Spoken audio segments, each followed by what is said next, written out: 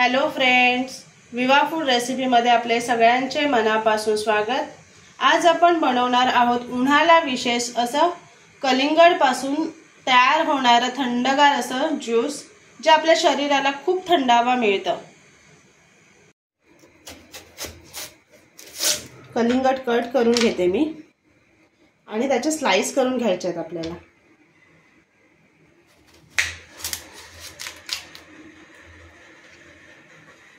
ते छोटे छोटे कट करून आपल्याला त्याचे स्लाइस करून घ्यायचे आहेत।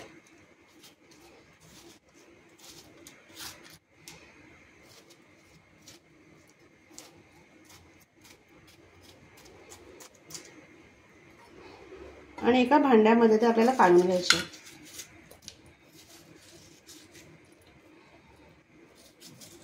छान बारीक स्लाइस करायचे आहेत आपल्याला ते।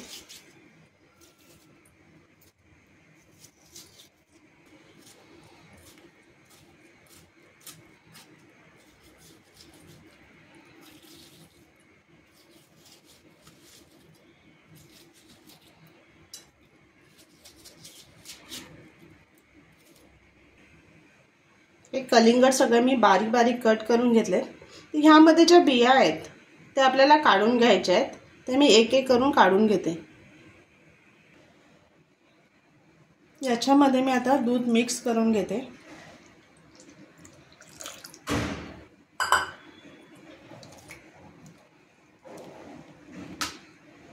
आणि हे सब्जा आहे, तो सब्जा मी अर्धा तास भिजत ठेवलेला, ते मी ह्याच्यामध्ये घालून घेते आणि मिक्स करून घेणार आहे ते पण।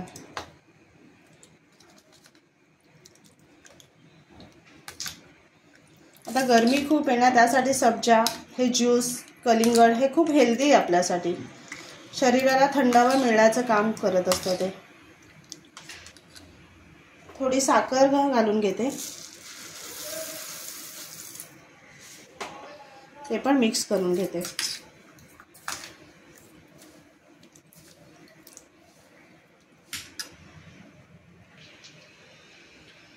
याच्यामध्ये मी आईस क्यूब घालून घेते। थंड असेल तर प्यायला खूप छान असतं ते।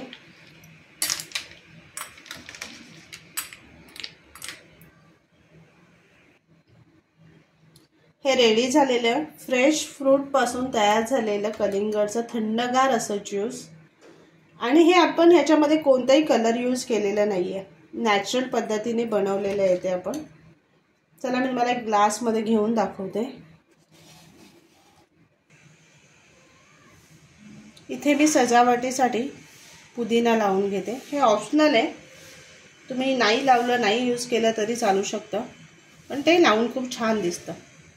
हे रेडी झालेले आपलं थंडगार कलिंगडचं ज्यूस।